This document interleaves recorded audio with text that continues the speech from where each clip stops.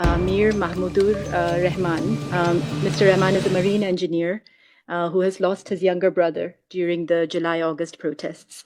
He's taken an active engagement to support victims and their families in their search for justice. Please, Mr. Rahman. I introduce myself as a proud citizen of Bangladesh, a beautiful and peace-loving nation, known to many as the country of Nobel Peace Prize winner, Professor Dr. Muhammad Yunus. So, however, it is also the country where the tragic July-August uprising took place. And the reasons are already before you. I am marine engineer Mir Mahmudur Rahman Dipto, a member of one of the victim families. My younger brother, Mir Mahfuzur Rahman Mugdho, was shot in the forehead during the uprising. He was unarmed and harmless, helping the injured reach hospitals, distributing water and food, serving humanity, as he always did.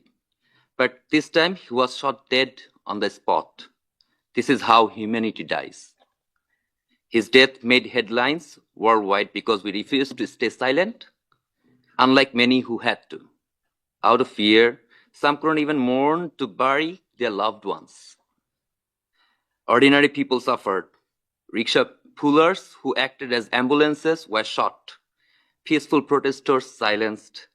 Bright young talents like Abu Said, Nafis, Shaikat, Yamin, Jahiduzzaman Tanveen, women like Naima Sultana, and children like Jabir Ibrahim. So many lives lost, forever missed.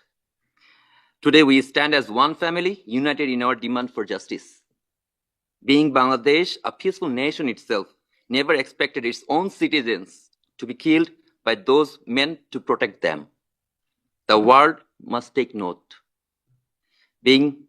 I thank the Office of the High Commissioner for Human Rights for their commitment to bring the truth in front of the world. This report is not just numbers, it holds the pain, loss, and struggle for justice of real people. I see my own grief and the one of many others reflected in this report. Justice is not a single act, but a process, one that demands prosecution, truth-seeking, reparations, and institutional reforms.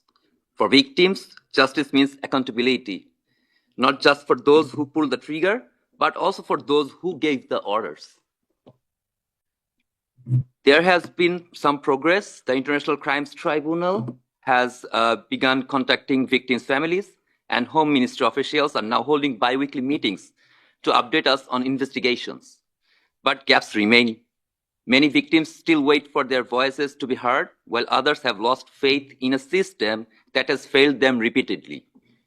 These gaps mean continued trauma, social divisions, and the risk of history repeating itself. The international community must do more than issue statements.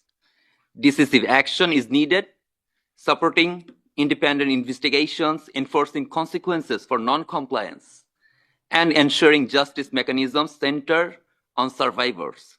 Political interests must never overshadow fundamental human rights. Symbolic gestures are not enough. Governments must strengthen domestic justice systems. International bodies must enforce accountability, and civil society must push for lasting change. From this tragedy, a new slogan has emerged in Bangladesh, that is Abu Said Mugdho Shesh Hoy Nai Juddho, which means Abu Said Mugdho, the fight isn't finished yet. We don't stop when we are tired, we stop when we are done. We need your help, the world's help, to rebuild, reform, and achieve justice. Will you stand with us?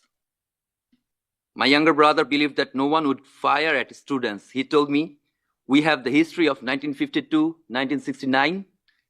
Whenever students were shot, the outcome was tragic. Our country won't make the same mistake again.